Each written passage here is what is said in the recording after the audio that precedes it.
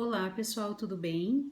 Espero que todos estejam bem, né, em casa, se cuidando, né, os alunos que conseguem estar em casa, né, que não desempenham atividade essencial, né, e aí a gente aproveita então para dar uma olhada em Direito do Trabalho 2 e fazer algumas considerações em relação à temática, tá?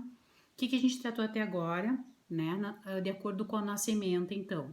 Nós tratamos das normas especiais de proteção, e aí dentro das normas especiais de proteção a gente mencionou a proteção à mulher, a proteção ao menor e as normas e a medicina e segurança do trabalho, ok? Também trabalhamos já de forma não presencial os aspectos do dano moral, tanto a parte doutrinária quanto a legislativa. E hoje então a gente faz algumas considerações em relação então ao direito coletivo do trabalho, tá?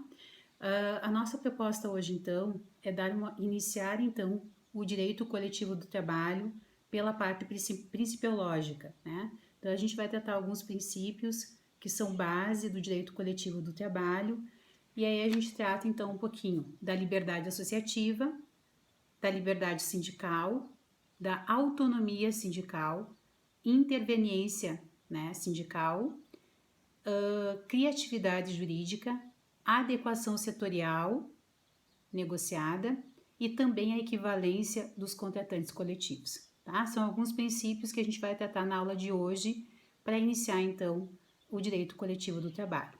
Antes da parte psicológica, acho que é importante a gente mencionar então que o surgimento, né? Como é que se deu o surgimento então do direito coletivo do trabalho?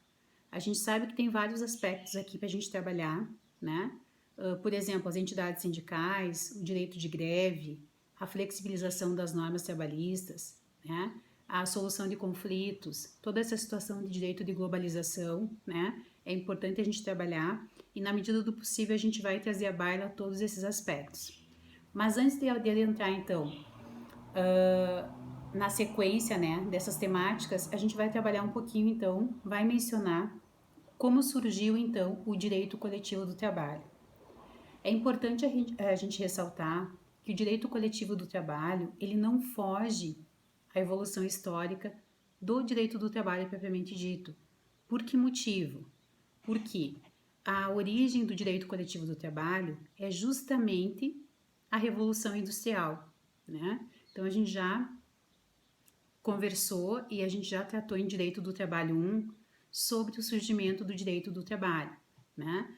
Então, a Revolução Industrial ela é um marco tanto para o direito do trabalho quanto para o direito coletivo do trabalho, tá? Do direito coletivo individual quanto coletivo, tá? Por conta da exploração da mão de obra feminina, ou seja, exploração da mão de obra da mulher e também exploração da mão de obra das crianças, né? Que tinha uma jornada exaustiva, né? Uma jornada de 12 a 16 horas, e por conta disso, então, foi se criando um movimento sindical através de uma entidade coletiva, e aí então surge os movimentos sindicais. Então, o direito coletivo do trabalho, ele surge, né, com a situação ocorrida lá na Revolução Industrial, como também ocorreu lá no início, né, no início do direito do trabalho individual, ok? Então, fazendo essas considerações em relação ao direito do trabalho, é importante então a gente iniciar com a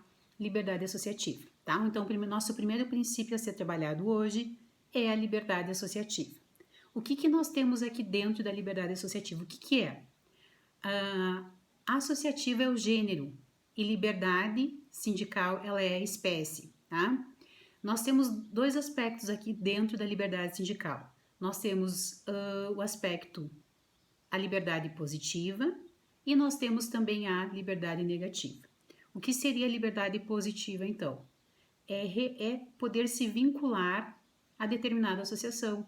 Então, a liberdade positiva é essa vinculação que nós temos, então, com determinada associação. Eu tenho a liberdade de me associar, então, né, nessa associação. De outra banda, então, a liberdade negativa é a possibilidade que a gente tem de se desvincular então dessa associação, de não fazer mais parte dela. Só que essa desvinculação, ela depende de um processo legal. Ou seja, a doutrina majoritária defende, né, que é necessário o devido processo legal. Ou seja, deve ser esclarecido qual é a motivação que está, né, por trás, então, dessa desvinculação da associação. Ou seja, ela deve ser apurada, esse processo legal, para que seja analisado se ele está sendo correto e legal ou não por qualquer tipo de perseguição. Esse é o objetivo, então, da liberdade associativa negativa. Na positiva, é a liberdade de poder se associar, né? E a negativa, então, ela necessita desse processo legal. A gente pode mencionar aqui, então, alguns artigos. Artigo 5º, inciso 17 da Constituição, tá? Que trata, então, da liberdade associativa. Vocês podem fazer a leitura, né, do artigo, eu tenho aqui comigo, a gente pode acompanhar juntos, então.